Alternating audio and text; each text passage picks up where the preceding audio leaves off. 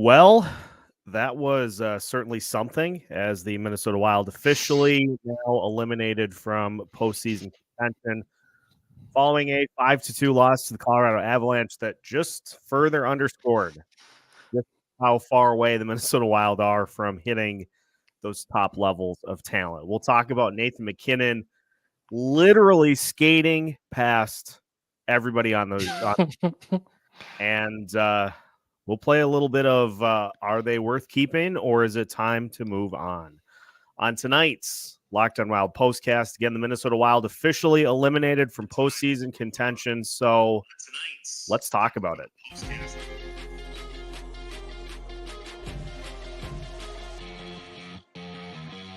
You are Locked on Wild postcast, part of Locked on Minnesota on the Locked on Podcast Network. Your team every day. It's over. It is officially now time to look ahead to the offseason as the Minnesota Wild officially eliminated from postseason contention tonight following a 5-2 loss to the Colorado Avalanche. Seth Topol joined by Alex Micheletti here tonight. And Alex, we didn't really learn anything new here in this game tonight. Honestly, it just was more so a further it was more so just a further solidification of the fact that this team just they've got some work to do to get to this level where these other teams in the Western Conference that are in the postseason picture are at right now. And it's funny, you get both ends of the spectrum because you have the game against the Winnipeg Jets where the Wild just got pushed up and down the ice. And you have the game tonight against the Avalanche where the Wild just can't catch anybody. Like it's all issues like size, speed, skill. You need all of it at this point. And so I hope, and I'm sure the reactions are one of two ways tonight. People happy that it's officially over, that the chase is done, and it's finally over. There are people that are disappointed that we will not see the postseason here after this season. Honestly, for me, it's just relief at this point. Like, it has been a very winding road this year. Very winding road, and we now finally know that at the end of the regular season, the ride stops and the heavy lifting begins of getting to the offseason and trying to fix this. Yeah, we talked about we've been screaming it to for weeks that it's just way too hard to climb so many different teams, and it never felt like a playoff team, and there was holes in every part of their game, and the goaltending. It was a big reason why Dean Evison got fired, and the number one talker. Well, I mean, we'll talk about it later, but it has to be the biggest talker is the goaltending. You got to keep Gus, because he had another horrendous performance tonight. And like I'll step in right there because like I'm willing to throw Gustafsson a bone in this performance, because on all three of those goals that Nathan MacKinnon scored, he just legitimately skated directly past. Like, he hit 25 miles an hour on the third goal. He had Jonas Brodin, Brock Faber, Jake Middleton. He had all of them looking like they were in quicksand, and making saves against guys like that is not easy. But let's also keep in mind that we have seen the entire body of work for Philip Gustafsson this season. And as many times as there have been games where you're like, hey, he's maybe starting to figure it out, then there are performances in which it seems like he kind of goes back to square one. And so you're 100% right. I had the the graphic from JFresh today, in which it talked about basically if particular teams had league average goaltending and league average finishing, where they would be at in the standings. And if the Wild had league average in both of those categories, they would have 100 points already. They'd be in the postseason. If they just had gotten league average goaltending and league average finishing, also in that same graphic, if Edmonton got both of those same things too, they'd have 120 points right now. Like, it is just crazy how we're not asking for much. We're not asking for like Vezina caliber like last year. You're just asking for league average. Right. And the Wild have not been able to get it. They didn't get it at the beginning of the season.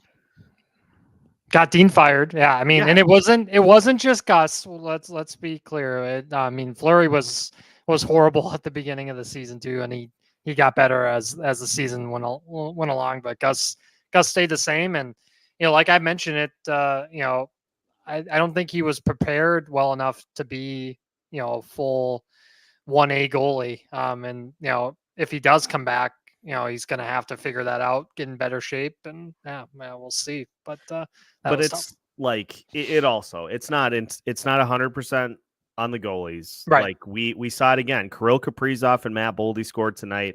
Kirill doesn't quit. He doesn't quit. Yeah, it's unbelievable. He it's yeah, I mean, and good on Boldy too. He's getting close to the 30. So he really turned it around after Dean got fired. So credit to John Hines for helping him get there too. So yeah, he's on like he's second on the team in basically every metric since, which is exactly where you would hope that he would be on a team that includes Kirill Kaprizov. And so, there's a lot to unpack. There are a lot of folks in the comments already. Like, let's talk about the fact that it's 11:43 at night and we've got 40 people in here hanging out. Thanks, everybody. Ready to talk it out. We have somebody from Moscow watching too, which is just awesome. So and maybe we're worldwide. Yes, Hoptics. I am in funeral garb since the season is officially now going to end on April 18th. So I don't have a ton of black in my closet to feature. So it's basically workout gear at this point, which means I had to shake a little dust off it to get it presentable. So 5-2 loss again. It's fitting that it was the Avalanche to create the elimination. And it was just another instance in which the Wild were not able to. I got to pull up the Russo tweet because he has been following this. He's been following this all season, and he had the tweets in which it has the record for and you posted it too. 0-10-1 against the combination of Colorado, Winnipeg, and Dallas this season. The only game in which you got it to OT was against the Colorado Avalanche. Beyond that, it's just like we've seen this all on display pretty much all season. Like, again, we didn't learn anything new in this game tonight. We just saw a further underscoring of how things have played out all year. Although I gotta say, hey, by the way, can you pull up the time on ice? I want to see what Goligoski and Merrill finished with, because Jeremy again brought it up, the 11-on-7. Why? Yeah. Why? I got a kick out of that. Like, in an absolute, like, if you don't win this game, your season is over game. You're willingly throwing 11-7 out there. Like, okay, so here's what we had. Kirill played 25 minutes, 45 seconds. He had a goal. He had 4 shots. Also had a penalty. He also was a -4. But then again, who wasn't a minus in this game? Jule Eriksson-Ek, or actually Matt Boldy was next with ice time. He had 23-18. A goal, an assist, 3 shots, 2 blocks. He also had a penalty and a takeaway, and was also 2 of 2 in the faceoff circle. So Boldy, 23-18. Jule Eriksson-Ek had 22-28. 5 shots, 2 blocks, 10 out of 17 in the faceoff circle. Who's next? Oh my God, there are a lot of single-digit numbers. There are a lot of single-digit numbers here tonight. Matt Zuccarello, 21-30. 2 shots, -2.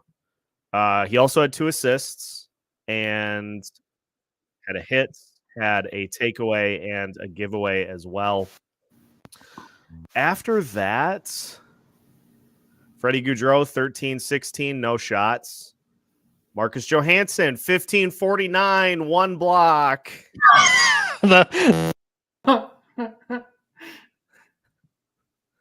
No shots. No shots, though. The cardio boys were fire. Yeah, it was just a masterclass for those that have not had consistent contributions over the season. The one that I take the most issue with, Ryan Hartman had 15-22. He had a shot, 2 blocks, 2 hits, and a takeaway, and was 7 out of 12 in the faceoff circle. So here's your 4th line tonight. Murat Huznadinov, 9 minutes, 44 seconds, 1 faceoff. Mason Shaw, 8 minutes, 13 seconds, 1 shot, 1 penalty, 1 faceoff. Vinny Lettieri, 8:36, and 3 faceoffs. So I don't get any portion of that. Jake Lucchini, I guess, is no longer playing, which is something. But yeah, and then on defense, you had Brock Faber with 26 minutes, 27 seconds. Then Jonas Brodin, 20-41. Zach Bogosian, 20-19. Jake Middleton, 16-41. Declan Chisholm, 14-19. John Merrill, 8-29. Alex Goligoski, 6-25. So I like, you didn't get a thing from either of those 2 guys. So I guess what's the point of throwing one of those defensemen in instead of a forward? Like, I just don't understand. I just don't get why you would willingly put yourself in that spot in a game that you absolutely had to have in order to keep your season going. You're throwing yourself in with a disadvantageous, definitely not a word, but I'm going to stick to it. You threw yourself in with a disadvantageous lineup willingly. I know Zuccarello left practice early today. And there was some questions as to if he was going to be able to play, but he did. I don't know. I just don't get it, but it's the perfect metaphor for how this season has gone, is that in the biggest moment, Right. Before the game even starts, you do something where you're just like, interesting. Oh yeah. And Adam Beckman didn't play. Yeah. On the road, and the biggest game of the season, just crazy. Yeah. I don't get it. So let's do this before we break, and then we'll get to questions, because we have a real good one here as we now start to transition to the off season. But again, I'll put these on screen for the wonderful people on YouTube. For the audio listeners, let's roll through what we had here tonight. Colorado had 32 shots on goal to 22 for the Minnesota Wild. Both teams scored on the power play tonight. Avs were 1 of 4 on the power play. Wild were 2 of 5. 29-26, the Wild had the edge in faceoffs. Whoop-de-doo. Penalty minutes, 10 for the Avs, 8 for the Wild, and 14 hits for Colorado, 7 for the Minnesota Wild. By the way, Brandon Duhaime tonight, 12 minutes, 58 seconds, and he had 4 hits, including being involved in a little bit of a scrum. He wasn't the one that actually punched Joel Eriksson Ek, but he was right in the mix of a little scrum at the in the later stages of the game. Yeah, it was. I mean, what do you say about Nathan MacKinnon? 3 goals, 1 assist. He was a +4. He had 10 shots on goal by himself. He's a maniac. I said he was going to get his cookies tonight, and he got his. He got him, and he makes defensemen look like they're skating in quicksand. It's like they strap the boots on and they're skating in the quicksand. So it's crazy how big of a gap there is between not only those top 3 teams, but just the Avs themselves. It's crazy, and the Avs don't even have like Dominic Hasek type goaltending either, which is scary. They're just gonna bulldoze teams, MacKinnon and Rantanen. They're just it's a heck of an operation Joe Sakic's got running for sure. You want to talk about even the 3 teams ahead of the Wild in the stand? Well, there are more than 3, but the top 3 in the division. So the Avs just. And Hellebuck's not going anywhere anytime soon. It doesn't seem like. It seemed like they were going to maybe trade him, but how can you after the season he's had? And gosh, Jake Gottinger's only 25. When I looked that up, I was like, oh my God. He's got another 10 plus years of dominance in the division. It's scary, at least. How about that draft? They got Ottinger, Robertson, and Heiskanen all in the same draft. I mean, Dallas doesn't miss. No. And Dallas also has 9 players with 50-plus points this year. The Wild have 4. Yeah. They've got like 6 guys with 20-plus goals. The Wild have 4, I think. So there just is a lot that needs to happen between right now and the start of next season. And we are going to talk about it. We're going to talk about it in detail, obviously all off season, but there are some real good questions floating in the chat here. So I want to get to all of these because there's a question about who would you like to move on from? Who would you replace them from in Iowa? Who would you replace them with in Iowa? Temperature of Bill Guerin's seat right now. There's a lot of tasty morsels in the comments. So let's get to that. Minnesota Wild lose tonight, 5-2. It's over. Playoff contention is officially over as of right this second. So, where do we go from here? Big theme for the next couple of weeks here on Locked on Wilds. But for right now, we'll take a short pause and we'll come back with more here on tonight's Locked on Wild postcast. It's over. Minnesota Wild lose 5-2 to the Colorado Avalanche. More to come after this. Tonight's episode of Locked on Wild is brought to you by FanDuel. It is playoff time in the NBA. Minnesota Timberwolves will get a chance to experience that joy. Minnesota Wild will not.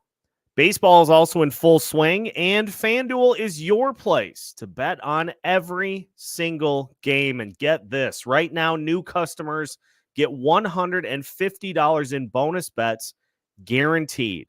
That's $150 win or lose. So you can, if you're in a state in which gambling is legal, you can go bet on the Minnesota Wild against the Vegas Golden Knights on Friday nights. If they win, if they lose, You get $150 in bonus bets to use on the rest of the Major League Baseball season, Stanley Cup playoffs getting underway. You can bet on everything from slap shots to home runs and slam dunks, all on an app that is safe, secure, and easy to use. So what are you waiting for? Visit FanDuel.com/lockedon and make your first bet an automatic win. FanDuel.com/lockedon. FanDuel.com/lockedon. FanDuel, America's #1 sportsbook. Tonight's Locked On Wild postcast also brought to you by Sleeper. We are down to the final handful of games in the NHL season, and with the Wild now officially eliminated from postseason contention, you can still win big by playing daily fantasy hockey on Sleeper, the official daily fantasy app of the Locked On NHL Network. Sleeper is our #1 choice for daily fantasy sports, and especially daily fantasy hockey, because with Sleeper, you can win 100 times your cash in daily fantasy hockey contests. All you have to do is pick whether players such as Nathan MacKinnon, boy, I hope you took him in your Sleeper lineup today. Also, Alex Ovechkin, Sidney Crosby, or Connor McDavid will record more or less than their Sleeper projections in 8 player stat categories. If you correctly pick all 8, you can win 100 times your money playing daily fantasy hockey with Sleeper. All it takes is 60 seconds or less to set your lineup, but you can also play daily fantasy NFL, NBA, MLB, and college football on Sleeper too. Use promo code LOCKEDONNHL and you'll get up to a $100 match on your first deposit. Terms and conditions apply. That's code LOCKEDONNHL. See Sleeper's terms of use for details and locational availability. Welcome back to tonight's Locked On Wild postcast. Dun, dun, da, da, da, da, da, da, da, da. It's over. Minnesota Wild officially eliminated from postseason contention here tonight with this loss. They now on the season are 37-31-10 or 37-41 for the layperson.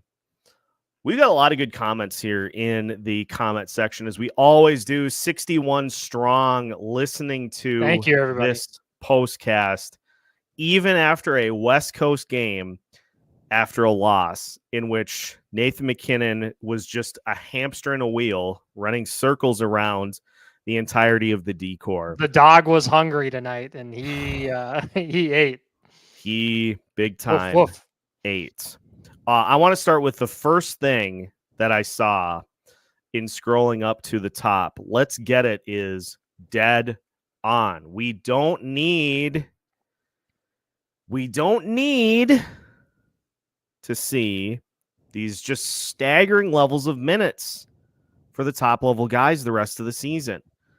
And look, it's naive to Kirill think a break.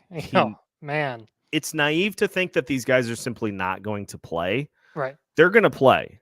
Like, as much as we'd like to see the likes of some of these prospects get time, like, the guys that are on this roster are still going to play. But what you can do is, for the guys that are in the lineup that are nursing injuries, is you can get them the bleep out of the lineup and just give them an opportunity to get started on the healing process.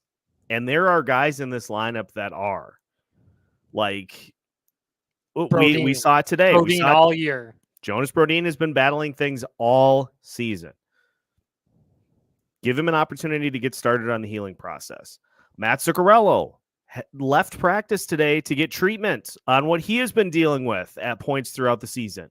Give these guys an opportunity to get fully rested up, because as we saw, if you don't get fully healthy come the next season, it lingers. Perfect example was Kirill Kaprizov heading into this season. He was still dealing with that injury, and it took him until about 25 to 30 games into the season to finally get himself comfortable. And obviously he's been great ever since. He's been on a 100-plus point pace ever since he got himself right. That is one piece of this puzzle. And so then the players that get shut down, and it's 4 games, it's not going to make a huge difference, but the guys that get shut down, that gives them a couple of weeks to get things started for the offseason. And like, we now can officially cross off the win at all costs. And you just have to. You just have to do it. Like, now I'm getting caught up through the comments here, but that's the first thing is, like, you can give Kaprizov, you can still give him 20 minutes, but you don't have to extend him to 25, 26. You can still give Brock Faber 20 minutes a night, but you don't have to give him 26. Yeah, limit special teams for some of these guys too. I mean, Eck doesn't have to take every face off. You know, give the brother some break. Yeah, like, we just need to we need to use those opportunities to just give players looks. Like, that's the other thing too, is 4 games is not enough to develop a concrete, like, opinion of particular players, but it does give you an opportunity. It gives these guys an opportunity to just check where they're at in the process. That's the key, is giving these players, these prospects, an opportunity to see where they're at in the process so that they can go down, and in the off season, they can get stronger. They can work on positioning. They can work on their shot. They know what they need to work on going into the off season so that they can be ready to help next year. Yeah, it's a huge summer ahead, and you know, for a lot of these guys, a lot of the young guys too, because there'll be a couple spots in the lineup up for grabs, and you know, hopefully they can, you know, move around some guys. I mean, they're going to have to. Marcus Johansson is clearly not a you know, a top 6 player. Just he isn't anymore, and so you park him on the 4th line with Freddie Gaudreau. Freddie does not need to be in the top 9, so park both of those guys on the 4th line. Make Freddie be the 4th line center, and then, you know, you have a big opening right there. In a friend makes a good point. Was he ever? No, but. Yeah, there's that left wing spot is going to be a big battle in the fall. You know, hopefully Riley Heidt gets a 9-game look. You know, we have Ogren maybe, and yeah, I mean, there's going to be a bunch of guys, young guys, you know, battling for that spot for sure. You can't go into next season with one top line and 2 pieces of an additional line, but 1 piece that is just there. Like, second line wing, you know who played second line wing for the Colorado Avalanche tonight? Valeri Nichushkin. An absolute Russian stud. You want to know what he did tonight? And again, like, I'm not comparing Valeri Nichushkin to, who was a Dallas draft pick too. I mean, the Dallas, they never miss. To be fair, let him go, but yeah. He is a maniac too. He didn't have any shots on goal either tonight. So what the hell am I talking about? Clearly it works. If Colorado has a guy on their second line that isn't shooting the puck, Marcus Johansson just needs to be given more of an opportunity to establish that base on that second line. Yeah, it's crazy. Really, I mean, looked at that before I tried to make that comparison, because that just blew up right in my face. It's okay. I had it coming. Yeah. But still, Valeri Nichushkin on the season, he has 26 goals, 24 assists. Marcus Johansson doesn't have a third of those numbers. Yeah, it's absurd. It really is. That lineup, you know, I mean, Gorgiev isn't great by any means. He's better than Kemper, but yeah, they're just going to try to steamroll teams, and don't let them get on the power play too. It's novel concept. you are screwed if you go on the PK against them, especially in the playoffs. And they're out for revenge after the way they crashed and burned last playoffs. So yeah, we'll see. They have a lot better depth. So I want to give Heat Grim a shout out. As a Stars fan, want to thank you for the endless laughs you guys and the Wild provided throughout the season. Love the podcast, especially against the Dallas Stars, because the Wild went over there and gave up something like 29 goals in 4 games and only scored twice. So that's fun. By the way, love the Wii baseball emoji so great picture for Heat Grim. So appreciate the support, Heat Grim, from another team in the division. Thank you. We got people in Dallas watching us, so let's that's awesome. talk about this one, because here's my stance on this. And the question for those listening, I know Billy's seat isn't hot, but should it be? Just signed a new deal with new president title, but should we be in a GM search? Here is my thoughts on this, because Bill Guerin's seat should be warm. It should. I'm not going to mince words. It should be warm, because all of this was self-inflicted.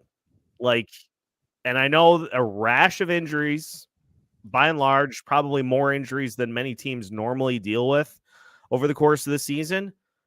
But what did that tell us too is that the depth, the prospects that were touted as being close to being ready were not. And there was no depth on the roster to fill the spots that were injured. That's a GM problem. Yeah. Locking guys into contract extensions and not being able to move them without directly going to these players to do so, that's a GM problem. This is all self-inflicted. I'm more nervous about the defensive prospects than the forward prospects, because the forward prospects look like they're going to turn out well. But you have some defensemen down there in Iowa that are struggling mightily. And I mean, Carson Lambos was a first-round draft pick, and you don't hear great things. No. Damon Hunt, I mean, we love the guy, but for whatever reason, he's not trusted. So that's an issue. And O'Rourke, I mean, none of the defensemen seem like they're ready. I mean, maybe Jack Pert eventually, but he had a tough year at St. Cloud. So, I mean, it's the defensemen are, that's the struggle, and that's where they could go in the first round. The chat's been talking about, maybe enough, in there. So. And it's like they're not gonna tear down house. They're not gonna burn this thing down to the studs. Optics is right, but what we have seen happen in the course of one off season is that this team has gone, and this is not nothing. I have people on Twitter, and hey, let's not forget that he has no cap negotiator right now either. That is a nightmare. That has to be solved right away. The fact that they haven't had somebody on the team side of things be the cap person since December, and now we're April. That is a big problem. You can't just rely on the NHL front the NHL to help. They're going to have to hire an assistant GM here that can do contracts. I'll piggyback, because what Hoptics is saying here is accurate. Like you've got a good core to go forward with, like Kaprizov, Eriksson, Boldy. Like that's a good, and you throw Faber in there, you can throw Rossi in there. You've got good pieces to build around, but the problem is that we've seen this team go to a small roster, a slower roster, an older roster, and a tinier roster. Again, that's all his choosing, right? And your captain, people just think he's going to come back 100%. No. We don't know that. I mean, when you have not only just one surgery, you have 2 surgeries, and they're on probably the most important body parts for an NHL player, especially the hip, because we've seen guys struggle to come back from hip problems. Ryan Kessler had to retire. Nicholas Backstrom from the Capitals is going to have to retire. He tried to come back and he just said, I can't do it. So it's really scary, especially when he's locked up long-term like that. And the only glimpse of them of Spurgeon on skates that we've seen lately is for him taking the team picture. that's all we've seen. So I get that team photo is something that happens for every team, but the optics of that were not good. So and this is again why we keep harping on the roster spots for Marcus Johansson and Freddie Gaudreau, is because if you need to add size or speed or skill to the lineup, you don't have the luxury to have players on this roster just taking up space. Like, if you need to get bigger, go get somebody that's bigger to fill one of those spots. If you need more speed, go get somebody that has speed to put in the roster and take one of those spots. And you have locked those guys in to where now you can't, for the most part. With Johansson, you can't. So that's probably going to have to be a buyout. Right. With Gaudreau, it's I think a 16 team, no trade, but there just is no scenario in which it should be that. Right. And these teams see the film. They have scouts at every game.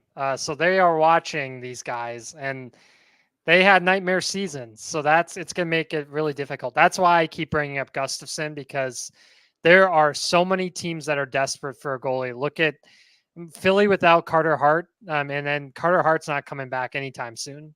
He's going to be in jail by the time, soon enough. So they need a goalie. San Jose has no goalies. It's crazy. The Devils have no goalies. There are teams out there that are in big panic mode to try to figure out what the heck they're going to do with the most important position. And in that trade, try to get a forward for Gus. And this is why Philip Gustafsson's been discussed as much as he has, and why Marco Rossi has been discussed as much as he has, is because those guys have value and they don't have trade protection attached to them. Right. But the point that needs to be emphasized with this is that those are probably the guys that you shouldn't be looking to trade. Just like at the trade deadline, guys like Brandon Duhaime and Connor Dewar, probably not who you should be looking to move off the roster, but because of everybody else on the roster, that's what you have to do. Look at what Scott brings up a good point. The Flyers gave up 9 goals tonight to Montreal. They absolutely, they have a major goalie problem. Good point, Scott.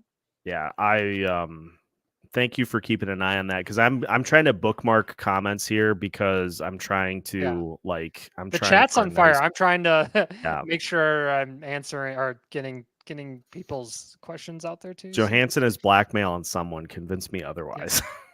D, what he's doing, I'm going to try to get set to laugh here. He's got the Men in Black, like the pen thing where you zap and you don't remember what has occurred this season. That's Marcus Johansson. He's yes, someone. If I wanted to be mean, I was going to take a photo with flash on to try to simulate but I'm not mean. Anyway, so Bill Guerin's seat, and let's other side of this coin. The goal for this team ultimately every season is to make the playoffs. That's the goal. Right. And so now that this season has not included a postseason push, Leopold's going to go to Guerin and say, hey, what gives? You told me we were going to be able to make the playoffs even by buying out Zach Parise and Ryan Suter, and now we haven't done that, and now I'm upset. He's pissed right now because he's not going to get that playoff gate. Those owners they miss out on a ton of money when their team doesn't make the playoffs. Even if it's only a couple home games, that's quite a bit of money in Craig's pocket. And for all the issues of the Minnesota sports teams here, Craig spends to the cap, unlike the poll ads. He's the opposite of the poll ads. he is paying Zach Parise and Ryan Suter to not be on this team. So that says a lot as him as an owner. So props to him at least on that. Let's check Minnesota Wild record versus Central. I know we have San Jose for one of the games, and then Minnesota Wild versus Central Division opponents. Are you not going to do this? True, Karen. A nice true. way. Well, that'll be addressed in a future episode. I was hoping that there'd be something that would. But that's November. Oh God, that Seattle game too. Good point, Sean. It's another one. Oh man, Seattle. I hate these stupid Saturday's game against the Sharks is a 9:30 start. Such as the Sharks are so bad. It is when you're watching games against them and the Blackhawks, it's like, my goodness, there's guys out there that shouldn't be in the NHL. I mean, those teams are a nightmare to watch. I feel that's painful for those fans. At least the Wild have Kaprizov. From what I'm seeing here, courtesy of something called StatMuse, they're saying that the Wild are 5-6-2 against. Oh, that's on the road. Okay, that's why that looked weird. I was like, that can't be. They're 9-14-3. There we go. Found it. Got it. 9-14-3 against the Central Division this season. Jeremy Arvid Soderblom. I'm not kidding you. He's one of the worst NHL goalies I've ever seen. The Blackhawks goalie from the other day. So I mean, that guy. Is so bad. I don't know what the Blackhawks are thinking. They do. If there's Gopher fans in here, Gopher hockey fans. Rob Stauber's kid.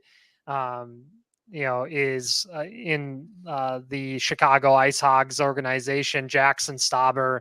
And he's looked okay when he's played with the Blackhawks. He's way better than Soderblom. So, I don't know what they're doing. It's probably just for the tank job, but he is horrendous. And poor Peter Mrazek. I think when Mrazek's been in there, he's looked decent, but that other guy is just horrendous. Not great. I'm fully on board with Sean with this. Like, the fact that the Wild have to play the Pacific Division for their final 4 games.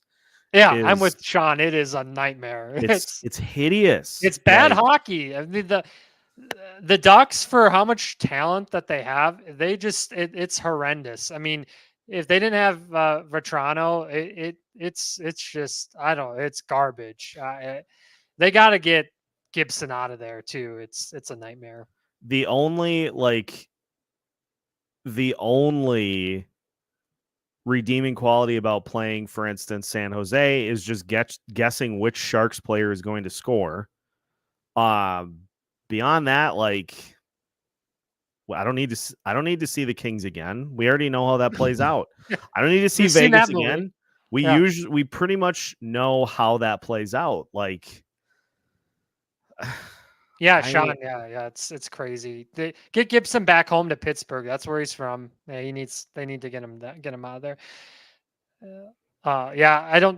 The goalie depth, that's going to get really interesting. It sounds like Hunter Jones is going to be done with the organization, it's a tough look for him because he was a 2nd round draft pick. So yeah, he just he couldn't figure it out down there. Yeah, at points he was in the ECHL. So yeah, it's it seems like he's done. And then they have the Slovakian kid, and they signed the best one of the best goalies in college hockey this season, Kyle McClellan from Wisconsin. So looks like that could be a signal that maybe either they think Fleury's for sure done or trade Gus. So I mean, they do have multiple goalies for Iowa next season ready to go. Well, and you don't take a dude's tires off of his car as you do that to end a prank war with the assumption that there's not going to be any escalation because you're not going to be in the league.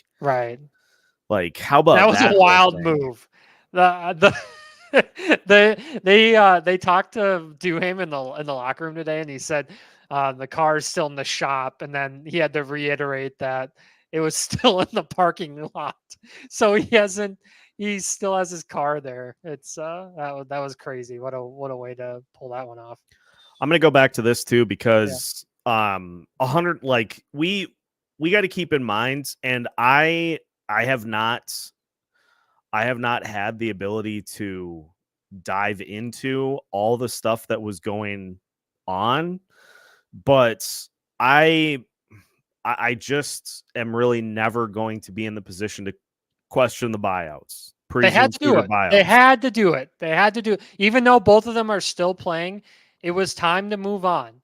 And Zach, at the time when it was happening, he was really not in a good spot. And kudos to him for turning it around with the Islanders, and now it's led to him in Colorado. And if he gets a Stanley Cup ring, kudos to Zach, because that man has been a warrior in this league, and he paid the price, in front of the net for so many years.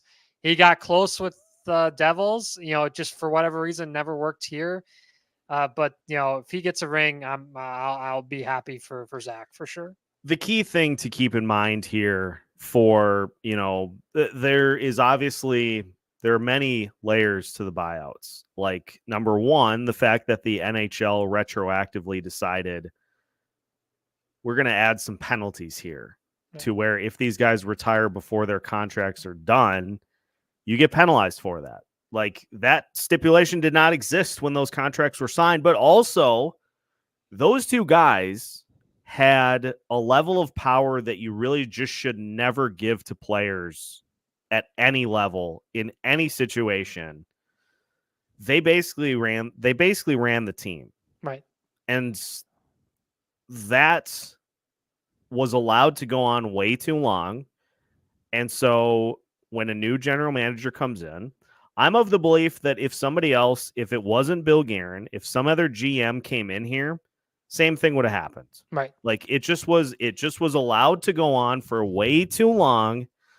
Paul Fenton wasn't here long enough to do anything about it. And so when you get a GM that comes in here to actually start to try to turn the direction, it doesn't matter if it was Bill Guerin, if it was 15 other people, if it was Barry Trotz that came in here, he would have done the same thing. Brings up just a hilarious point that Suter would just bat phone Craig Leopold for anything he didn't like. That is so true. How absurd was it too, everyone, that Zach and Ryan brought in Adam Oates to be a personal coach too, and a power play guru. That was nuts. Yeah, Braemar practices too. That was a little crazy. Things were so much different. Yeah, Fenton was a nightmare too, obviously for everything off the ice, and just what wild, crazy times. Fenton was literally not here even a calendar year. He was here, I think, 8 months. And I mean, just you can't make it up with this franchise. They've had so much just craziness happen. I don't think anything will top the assistant GM getting fired this season, though. Coming off a road trip, we still don't know what he did, and he was the guy that did all the contracts. So it's they need to get that figured out, because someone needs to get paid Faber this summer. So hopefully they get that figured out right away. That's gonna be 9. That'll be 9. That'll be 9 a season. But the key thing, another thing to keep in mind with these current the contract predicaments is the salary cap is going to start to raise more consistently. So that will be something that will help with that'll be one thing that will help. Do you think Fenton was the one person who was willing to go against Craig's attendance fetish, and that's part of the reason he was gone so soon? Yeah, I think it was more so to do with the fact that he was just really not a good person in any How sense. he treated, everybody. I mean, I in the like organization. Yeah. I like where Cinerari's head is at. Yeah. Like that's a nice spin zone for that, but the overarching reason was that Fenton was just an asshole, Right. like by and large. Yeah, he did get the Boldy, pick right. It was Boldy, Caulfield. Caulfield's been great too, but yeah, that is. Has correct, he Sean. really? I don't I don't believe know. you. They're starting to turn it on. Yeah, I don't know. Yeah, I don't know. I like the kid. I like Caulfield. He's got 24 goals, 36 assists, 60 points. Very comparable to He's Matt a little Boldy. hobbit. He is Frodo of Montreal, but yeah, he's man, 5'8". That kid can fire the puck though. I don't know. Yeah, it's yeah. Could you imagine a Kaprizov, Rossi, Caulfield line? I'd call them the Fellowship of the Puck. Yes. Yes.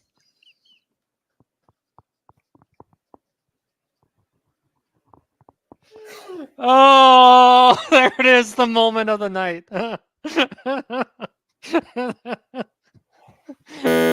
We had Tramp, the last one. Yeah. We're getting tramped here. The Fellowship of the Puck. Fellowship of the Puck. Oh, that was good. Yeah, it's 8.5 by 5, or maybe 7.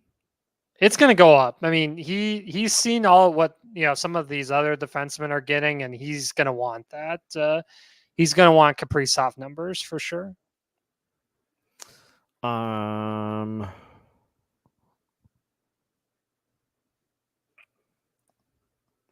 not going to push you on this too much, Hoptics, but Freddie is not the only, like, the Johansson deal was given with the pretense that he was going to be anywhere near where he was at the end of the season. And honestly, like, there just was no reason to gamble on having to attach trade protection to that extension in order to keep him here.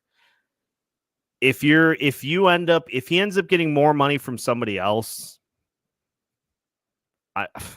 sorry we can't give you what you're looking for to stay here. We'll let you go take something somewhere else. But Guerin has been good. Billy's been good in the trade department for sure. Like he has made some very shrewd, very good trades for this team. I'm just not of the belief getting Greenway these extensions. That was that Greenway one.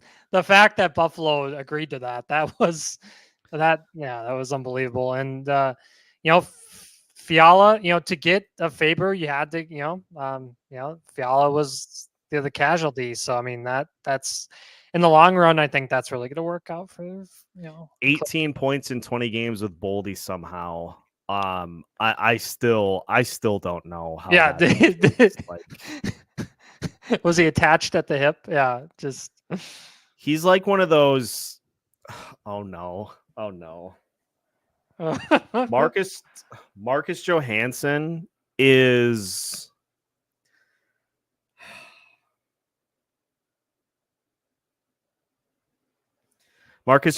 Troy Williamson.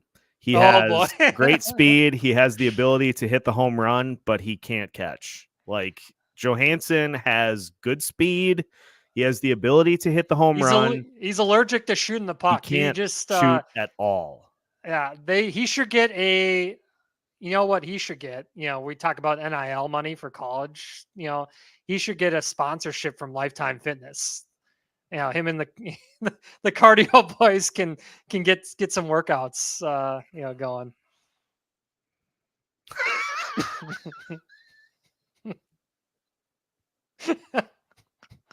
Oh man, the chat I is on can't- fire. I can't dispute that. I can't dispute that because that's accurate. We have compared them. We have compared them to Troy Williamson. We call them the Cardio Boys. I've called him Randy Dobnak. You know, Oh boy, we need a Timberwolves comparison, We- like Chase Budinger. I don't know, Rasho Nesterovic. Yeah, Rasho. Oh Luke boy. Ridnour. No, No, Rasho Nesterovic. I think a good comp for him would be Greenway. Yeah. Remember Alexei Shved? Shveddy balls. Just makes me sad. Like, yeah, Sean, we are all on this ledge. Right. We're all on this ledge right now.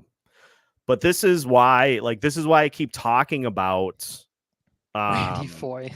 This is why I keep talking about like feeling like there is a course correction trade coming. Is because all these little things are starting to line up.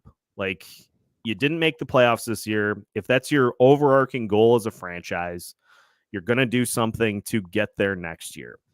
You got all these guys with trade protection that can block trades for the most part, unless they get sent somewhere where there's not enough of a return to make it worth your while. And the fact that the guys that have value are on the younger side. And so I will I'm not gonna pull the fire alarm and say like it's time to march down to the XL Energy Center and start like demanding people clear out their desks. But this is the slope that starts this kind of thing. Is the course corrections for winning now that impacts winning later. And this is a team that just the way that they're structured, they have a perfect alibi to not win now. But there is just no acceptance of that. And so the only thing that you have left on the table is to course correct. And that usually comes at the result of a young player, a pick, or a prospect. Can you put up Mike's comment?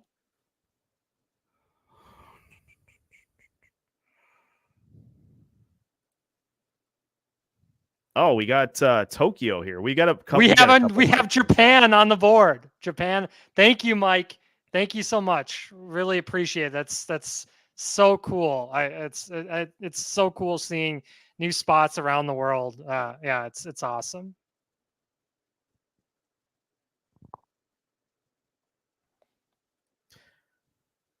And again, I'll go back, like, because this is another good point, is that the expectations just need to be lower. But we're in that vein right now. Yeah. Like we're not expecting, like I at the beginning of the season, all the way back to the beginning of the season, I'll pull the audio. I said that it was going to be very tough. I massively undersold how good Winnipeg was. Like, I very massively undersold how good they were. But it said at the beginning of the season it was going to be tough for this team to make the playoffs with the constraints that they have. And the thing that gets frustrating is just the amount of times that there just has been the continued running the head into the wall. Like, we're not expecting this team to win the Stanley Cup this year or next year. But what we want to see is some progress to some life, energy, some progress to what is coming next, instead of just continuing to try to repeat the same thing that is just not feasible. We see it play out against Dallas, against Colorado, against Winnipeg. They're just the Wild are just not in that league this year. And that's okay. But you need to try to build towards getting to that level at some point. And you're not going to get there by continuing to give Marcus Johansson 18 minutes a night for him to just continue to skate around and be the Kenny Vargas of the Minnesota Wild, or be the Marquise Gray Someone said of this Scott team. Baker, and that made me almost moonshot Scott Baker. Remember him? Oh man. How much does staying competitive the next 2 years have to do with convincing Kaprizov to stay? Probably a large 100%. portion of it. Yeah, that's one of the A best questions. large portion Sean. of it. Yeah, because it's absolutely killing him that he's not going to be in the playoffs. And these Russian guys, they are the ultra competitive against. They want to be the best Russian. Kaprizov sees what what the rest of the Russians are doing out there. Panarin and just Kucherov. I mean, he's really close with Bobrovsky too. I mean, these guys are really just killing it. And he's going to be disappointed. But the other part of the dialogue, and it is a dialogue. It has to be a dialogue with a player like this. The other part of the dialogue is to tell him, yeah, it's not the best at this point. Like we struggled this year, injuries, so many players just continuing to hop into the penalty box at will. But those guys in the future, Yurov, Kuznetsov, Ugrin, that wave of prospects, that's what you sell him on, is that Right. These are going to be the guys that are going to be the difference makers. But this is where we have the disconnect, right? Is because, and they're not here now, obviously, but when they get here, you have to give them opportunities to show that they're ready to take those spots. That's where we have the separation between the plates, the space between the tectonic plates right now. Yeah, I mean, that key right there. Everything that you see from Yurov, he looks like he's going to be just a freaking stud, and that's gonna be interesting to see if they can get him over. Because if they can get him over, you give him a legitimate chance to get into that top 6 role. And how are we still at the point, unless it happened and I just missed it? How are we at the point where Yurov still has not signed? It's crazy, extension? But it's like everything over there. It seems to change, daily. Yeah, I don't believe I don't want, like, there are some accounts out there on the old X machine that just I don't even like that, has weird connotations to it, saying that. Right. The old Twitter machine. Yes. Twitter for life. There are some accounts out there that are putting stuff out there that are saying like he's already signed, it's a done deal, but then like you don't hear anything about it. And he's literally Instagram messaging with Russo saying, I haven't signed yet. And so these accounts are saying, that's the one I believe. Yeah, exactly. On Instagram through, it's there has whatever that one account is saying, that like the Russian prospects account, he hasn't officially signed when Russo is communicating with him directly. Let's talk about Hoosie. Let's get our Hoosie update. Because where did it go? Oh, and there's a good one about the Iowa coaching staff too. God, there's some good questions. The chat is on fire tonight. We love. Might be a 2-hour postcast tonight, but we've got 81 people in here right now, so why not? Thoughts on Kuznetsov? Kieran knows. I know that Kieran's on my side. The chat. I'm glad we're making the chat laugh too. Who's going to end up being a better player next year? That was a very poorly timed Kuznetsov pun.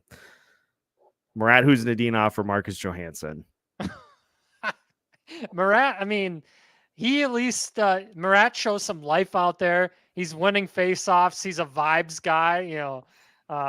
He seems like a really character. Those Russians, all the they just are great sound bites. I died when he did the 1-2 faceoffs in a row. Woo! Ooh, great. Congrats. Like, dude gets it. And, part of it too tonight, I was initially irritated seeing him only get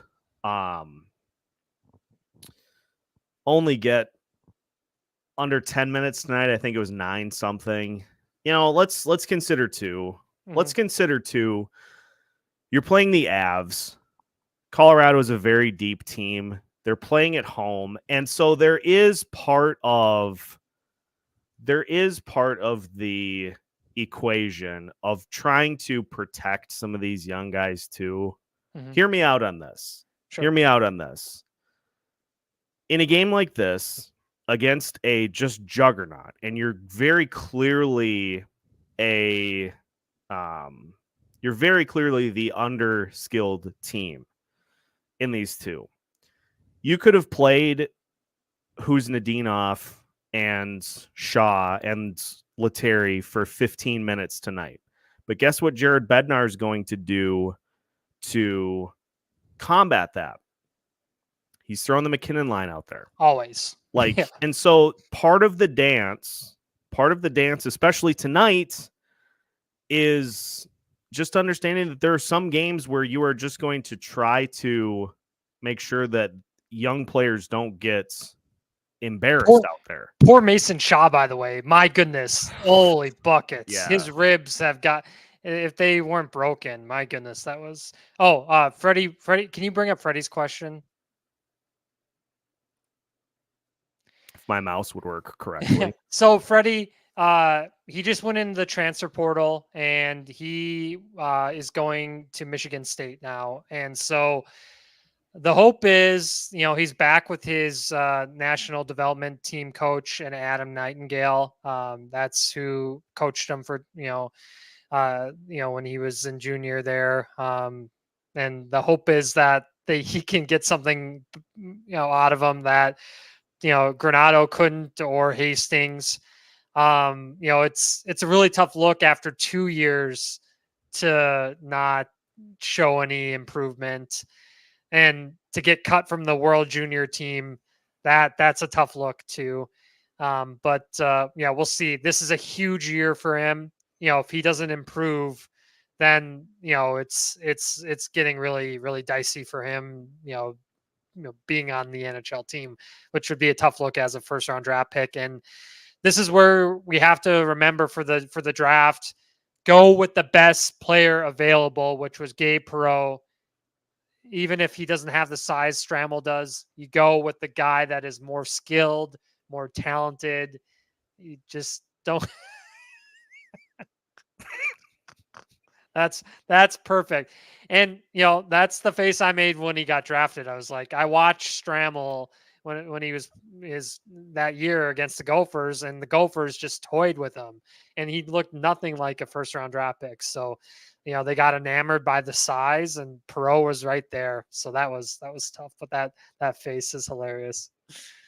Yeah. This is me sitting on my phone, pulling up memes while you're talking about Charlie Stramel. Like, I've watched this guy. Now you guys know how big of a college hockey person I am, and I've seen him up close, and it just I don't see where they thought he was a first round draft pick. It just but like Freddie mentions, Urov. I mean, they've hit some home runs too, and so especially in the second round. But Urov, it looks like the real deal for sure.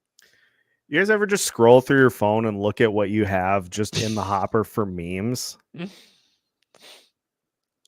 Oh, don't go dim. Oh, that battery's at 17%. That's probably not a great thing. Yeah, the second round, Judd. We should just say, Judd. We'll every pick is a second round pick. So, what is this? I hope I'm not putting anything on the screen that's inappropriate. But who? Why do we have Osama in the chat now? I don't know. I don't know what's happening here. Is he speaking some Dune language? Hey, I felt this after MacKinnon scored his second goal of the night tonight. I mean, he put on the afterburners. It looked like the Acme, Coyote. That was nuts. 25 miles an hour. just insane. And I mean, he was making Jonas Brodin look foolish, which was crazy. Yeah, there are a lot of people. Wobbly pops. Oh man. Just one tonight. I mean, Charles, if you take a look at it, Height is, I mean, he's dominating the WHL, just absolutely dominating. And, it seems like he's even more of a playmaker than Beckman would be. Is that Shaq? Yep. Oh, man, Shaq is, yeah. Yeah, Buccigross isn't great as an announcer. I mean, he's good for the game of hockey, but if you guys are college hockey fans too, you saw Buccigross do announcing for for the college hockey tournament too. It's a nightmare. But he's a good promoter of the game, so that's good. So and then you got Leah Hextall rocking the Princess Leia costume. Yeah, I don't know how Leah Hextall is getting these gigs. It is funny crazy. because ESPN put all of their eggs into the basket of getting the NHL, and it doesn't look like they can't figure out the audio still too. The audio stuff is just drives me nuts. It's a nightmare. I mean, you're the worldwide leader, supposedly. Me listening when the audio issues are bad. Yes. Our second Lord of the Rings reference. I am a huge fan of both Jamie Hirsch and Audra Martin optics. They're both great. Our friend Alexis is great too. Yeah. Yeah. I am a huge fan of all of those wonderful women. We'll have Alexis on again as we get closer to the PWHL playoffs, which is coming up in May. Alaskan Wampa brings up, I love Kevin Weeks. Though. Kevin Weeks is elite.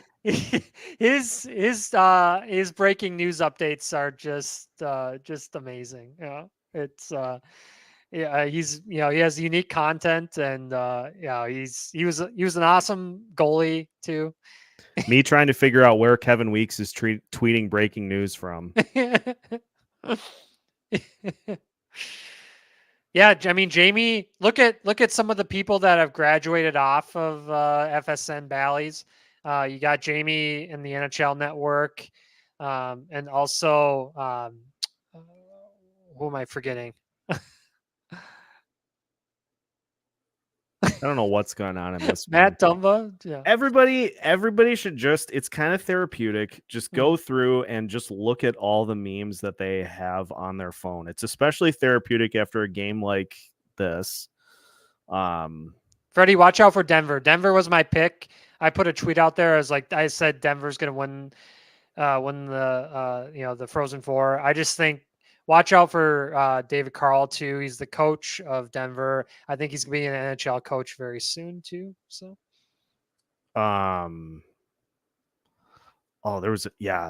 here's the trick: turn Joe O'Donnell and Tom Reed on, and you actually get good audio. Joe's phenomenal. I love when Joe and Tom they make funny jokes. Yes, Sean, I was thinking of Jenny Taft. Sorry, Jenny's big time. Jenny does the Saturday college football games on Fox with Gus Johnson and Klatt. She's elite. She was done dealing with Shannon's why am I blanking on our guy that does the FS1 show? So Skip Bayless. Yeah, she was done. Oh, that's great. I don't even know why I have that. That's a brilliant meme. Come to a Locked On Wild postcast for the breakdown of the game. Stay for me just scrolling through my phone memes. Yeah, MacKinnon could play 3-on-5 and still beat our team today. Yeah, it's just What is this? What is happening? Do you have the thumb one too? Oh yes, I wait till everybody sees the thumb one.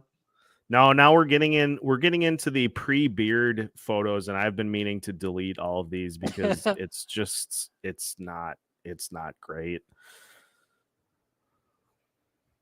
Seth Middleton. People, the chat is calling you Seth Middleton. I mean, with that fake mustache, Yeah. certainly, although still not even close to what Middleton is able to do. Let's see if I have any more good ones. Otherwise, we'll kind of start. How I about mean, it's how about 12:50. MacKinnon like reviving Jonathan Drouin too? I mean, he was basically pretty much out of the league, and he's like, "Yeah, I want to get the guy I played with in junior," and he's yeah, a young Kirill, Yeah, a that's young Kirill. I feel like a lot of us had that face. Kieran, I don't even want to put it on screen pre-beard shots of me because it is it's jarring. It's very jarring, and it's something that I don't even like to entertain as a possibility. Remember this one? Yes, that I loved using the Shrek. Oh man, classic. Who is the NHL player who could pull off the full mutton chops? Well, I mean, Brandon Duhaime could. yeah, Middleton for sure. You know, a guy that I would love to see is Ekholm in Edmonton, the Swede. I think Victor Hedman could do it too. Those guys, you know, just Swedish, you know, just Bogosian. Like Bogosian's got kind of the mullet going on right now. yeah, he's got crazy hair. That's a guy you do not want to see in a dark alley. I mean, he is yeah. Yeah, Shrek is love, Shrek is life. It was Mike Myers for life. For that. Are we bullish on Ugrin? Yeah, just we'll as see. kind of a quick slot into the middle six guy, I very much am on Ugrin. I know I know some of his World Juniors tape, it wasn't great last year. This year was better from what I heard. And yeah, he's always going to be linked with Jimmy Snuggerud because you know they were right there, and you know the Wild could have taken Jimmy, but they decided not to. So guys, I have the perfect solution to fix the Minnesota Wild's physicality problem. Yes. These three right here. Trailer Park Boys. Let me know if you're with me. I think those three could absolutely solve the physicality problem. Which Wild player scored the first Michigan goal? I mean, it's got to be Kirill, right? Yeah, or do we put that with Yurov and have that be his debut goal? Yeah, it seems like Yurov has got that type of skill. I think he could do it. That doesn't seem like Kirill's vibe, but the Wild season, it's all ogre now.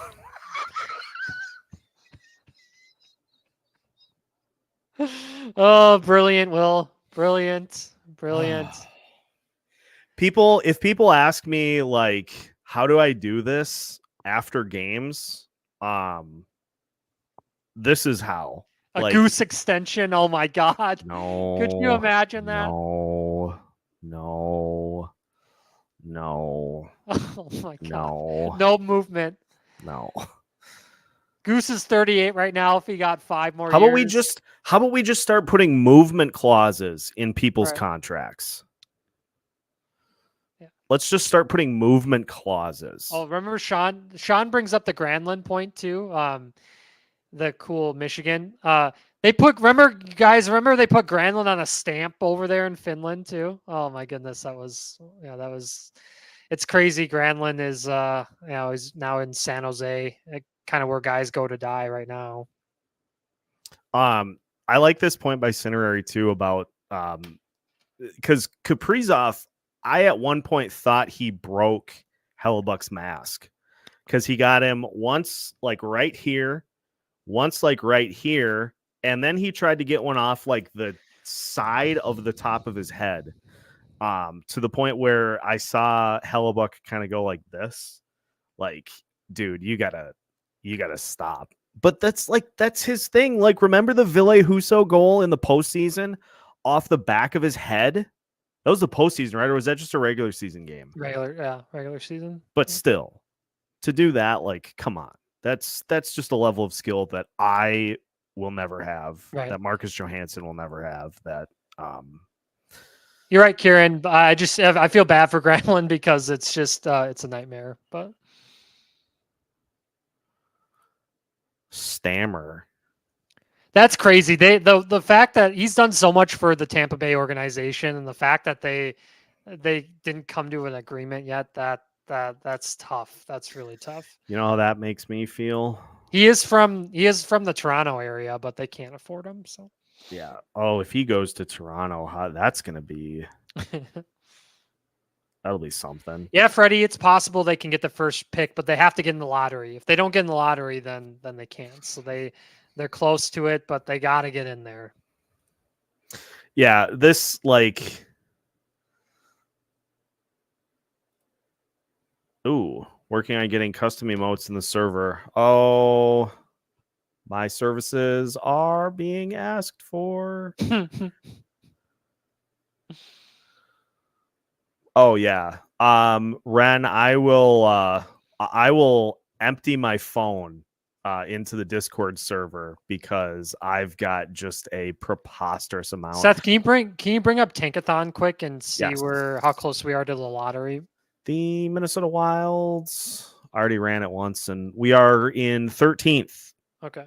right now. So we are in by 3 slots. Washington is currently the first team out. They've got 85 points. But the teams that we're in the mix with, obviously, Philadelphia, Detroit, Pittsburgh, and St. Louis. So basically, just keep losing. Yeah. Now that it's official, yeah. You know, that San Jose game will be tough to win, tough to lose. But well, see, you say that, yes. but we did lose. We did nearly lose to them once, and we lost to the Ducks once, and we lost to Buffalo twice, and we lost to. Yes, we would take Celebrini in a heartbeat, in an absolute heartbeat. Jeremy, watch him. They play on Thursday at 4 p.m. It's at the X, so could be his future home. But he came in a year early at Boston. He accelerated his education, and so he did his junior and senior year of high school together, so that he was able to go to Boston early, which is just crazy. And the second pick or like third pick, you know, Yzerman is going to Boston next year, so that's crazy. Celebrini would be the second best player on the team. No, he's better than Boldy. Yeah, he is an unreal. Sounds like a nerd. Pass. Yeah, we don't need any nerds on this team. The guy that's probably going to win the Hobie Baker. Oh, that was good, Sean. That was good. And Jeremy too, hard pass. Yeah, I mean Celebrini just it's amazing. He just destroyed the Gophers. Poor Dino. Where do we think Dean goes? Ottawa right now, I think they're that Jacques Martin guy. I think he's like 71. I mean, yeah, there's no way he's not get Dino in there. Yeah, Dean would be a good fit there. I wonder which way Los Angeles is going to go if they keep their interim guy. Yeah, that'd be a good spot for him. I like David Quinn in San Jose. But they just, I don't know. That's tough. Here's an outside the box. Oh, Columbus too. Oh yeah, Columbus is. We talked about that before. Yeah.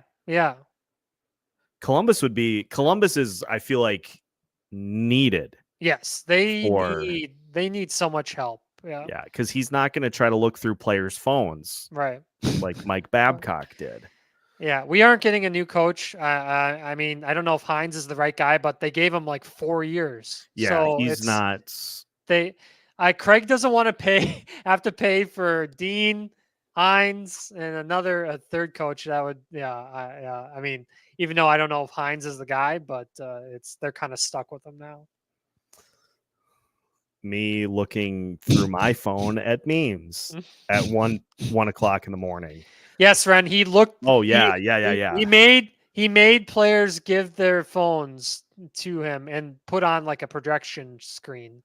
Super normal, right? Like super normal thing. And we would have never known do. that unless Paul Bissonnette and the Spin Chicklets didn't talk about it on the podcast. So, I mean, they saved. It's just been a nightmare for Columbus all season. You have all the Patrick Laine stuff and fans saying idiotic stuff. Yeah, it's been crazy.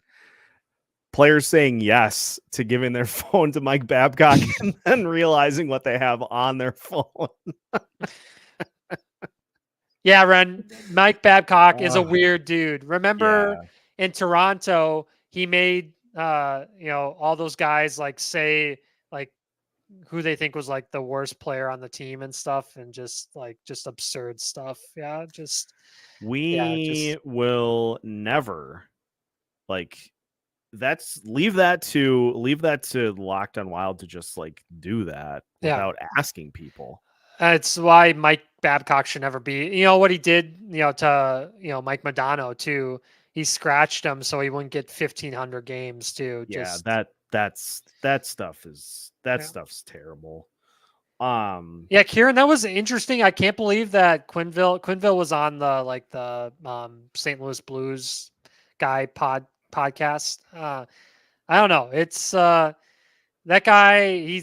He's done a lot of, he let a lot of stuff go in Chicago. That's really unforgivable. It does really feel like the redemption tour has started there, which the fact that word is even being associated with Joel Quenneville is bad.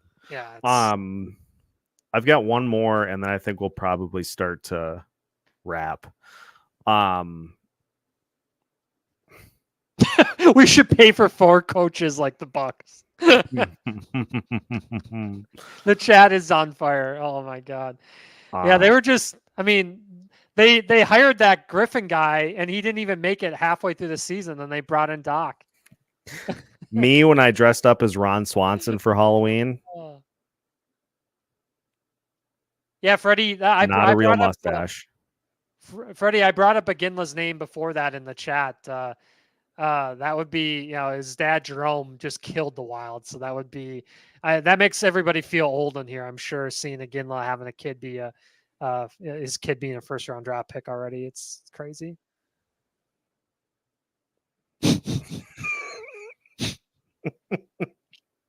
Give me all of the bacon and eggs you have. This completely derailed. But hey, where else? Dropping some bars, MC Tuple. Oh my God. Where else can you pop in? Where else can you hop in and start by breaking down a game, and then an hour and a half later you're talking about memes on phones? That's what sets Locked on Wild apart, is that we are fully capable of pivoting to anything. Hughes or Faber, coin flip. Oh, Quinn Hughes, right? What Hughes? That the fact that family has 3 family members in the NHL. Howard Hughes. Phil Hughes. Yeah, I'll take Phil Hughes. Phil Hughes. You want to talk about a moonshot with the Twins? Oh. Balls would fly out of target field. He gave up a ton of home runs, but oh man, what was that Dark Star line? If Liriano's slider was working, you knew you were going to have a good day, and if not, get all the women and children out of the first 15 rows in left field. I'll still take Faber because I think Faber's better defensively. Yeah. Moon Hughes. Oh man. Hughes versus Pitlick's Battle Royale. Oh man. Which Wild player would win Royal Rumble for the wrestling fans? Bogosian. Yeah, probably, but honestly, that's a scary dude. I would I'm gonna say Fleury because I'm going to say It's Fleury Kieran.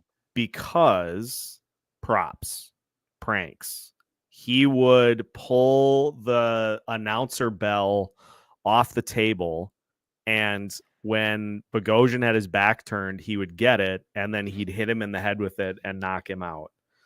Yeah, Fleury would 100% win. How about Cinerary? Scott Baker was a health and safety risk to left field.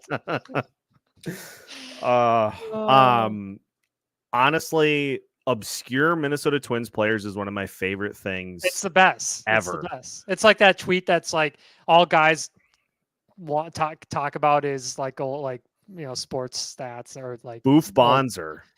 Wow, what a name drop. Matt Lecroy. Pat Maroon is I guess Pat Maroon would be a good one too. Yeah. Who's the Wild Stone Cold? And don't say we traded him. It was John Hines is Brandon Duhaime. Yeah. Brandon Duhaime was Stone Cold. I said this on Twitter yesterday. Cold. I said Brandon Duhaime would be the number one candidate to stare into the eclipse.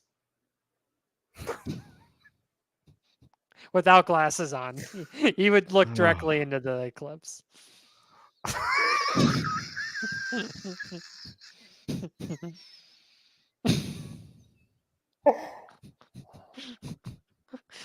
The big slow. Oh my god. Just watched Jake Cave with a diving catch in Denver tonight. He also watched the third strike go by to end. I think Jake Cave was like the last out in the World Series too. Yeah, just oh boy. Doing probably. Am I blind? Yes, After definitely going blind from staring at the eclipse. Lou Ford was a great obscure Minnesota Twins player too. I think he as of last year he was still playing, which is bananas. Yeah, he in Japan, that guy. He was playing independent ball too. Yeah. Zenon can so remember he had a pet rabbit too, Konopka. If we're going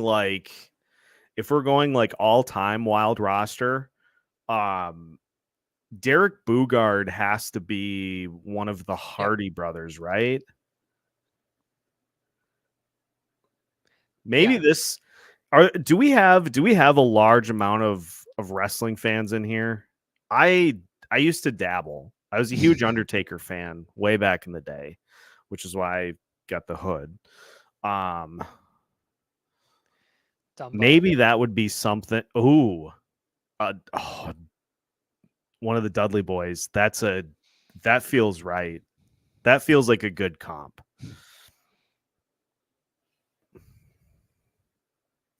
Dumble was the Rock, even made his heel turn this year. Bugard and John Scott equals Jeff and John Scott. We're gonna have to do this off season. We're gonna have to do a crossover, like who would be who. We're gonna hit on some fun stuff, but obviously, as everybody knows who has been following along with this team, there's a lot of work. There are a lot of big questions to ask. Oh no! Oh, it's got to be John Merrill, right? No, 100%. Spike Dudley. It's got to be John Merrill. Johnny Merrill.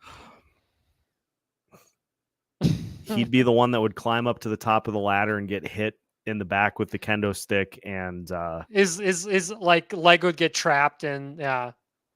Okay, we're gonna do a wrestling episode. Like, this is too good. The worm. Oh man. Oh my god. Yeah, we're gonna do a wrestling episode. But folks, I gotta go to bed. Like, I've got a bit of an early morning, but this has been just the joy. Like, imagine with how that game played out. Right. And again, it wasn't like a huge. It was against Colorado. We kind of figured that would be how that would play out. But in my wildest dreams, I did not think that we would spend 90 minutes breaking the game down. I would go 3 p.m. in Tokyo. 3 p.m. in Tokyo sounds like a Drake song. Yeah. I didn't think I would go into a meme check here. We talked some wrestling. We had Troy Williamson, Randy Dobnik. I saw Greg Patterin in the chat. I that was a blast from the past. Scott Baker. I mean, we had some Lou Ford. Just oh man. I am absolutely Jim Ross in all this. Well, somebody stop the damn match. That's not a good impression. We're going to be some new faces next year on the squad, Freddie. Well, yeah, I mean, Phil the Thrill Kessel. Y'all need Jesus, Bob says. Phil the Thrill Kessel. Now, this is a good question because it feels like, yeah, possibly Riley Height. I mean, we've seen Damon Hunt, but I don't know if he's going to make it or not. Yeah, we'll see. I think Mermis is probably gone, so yeah, we'll see on that. Goligoski's gone, so yeah, it's more frowned upon optics in episodes. The fact that we're on a 90-minute live stream, like sometimes I go a little more off the cuff. We try to be careful. Yeah, but regular episodes when most of the regular listenership is tuning in is when we I don't think Denny would like that. If you guys know Denny. Demetrius Underwood equals Pascal Dupuis. Pascal. Oh my god, I haven't heard that name in so many moons. Remember Demetrius just went AWOL. That was crazy. I think that is a huge trade in our favor. Is future. Remember, it was like when Anaheim just took Kulikov off the Wild's hands. That was unbelievable. Who is somebody who consistently loses in WWE? Gets beat. R-Truth. Yeah, I mean, just. All right. A blast again, and tell your friends because this is what you can expect pretty much every Locked On Wild postcast. And folks, thanks everybody. I mean, worldwide, we had people in Russia, Japan. Yeah, just amazing. Just because the regular season is ending doesn't mean we go all off season, everybody. Yeah, thanks Mike for watching. We're going to continue the content, but we're also going to continue to do some of these. I'll mix these in maybe while the playoffs are going on, do just a watch party hangout. Like we're not going to cut the postcasts out of the equation just because the regular season is done, because this is a huge part of the equation. I mean, we got the draft too. The draft is going to be exciting, everybody. This is, going to be really fun. We'll have to do something for that too. Ooh, good call. But yeah, that's going to wrap it for tonight's Locked On Wild postcast. We hope we provided you with an endless supply of laughs here tonight after the Wild were officially eliminated. Thanks, Sean. From postseason contention. The work begins tomorrow. Yes, I have heard that the Wild have accumulated additional picks. Hey, JJ McCarthy played hockey growing up, so maybe Drake May played hockey too. Yeah. Oh yeah, we're all in, Tyler. We go all in or all year. So we got a lot coming up. So thanks, folks. Thanks for joining us, Matt. Make sure to hit the like button and subscribe so you don't miss out on any future episodes. We got you covered with new content every Monday through Friday as part of the Locked On Podcast Network.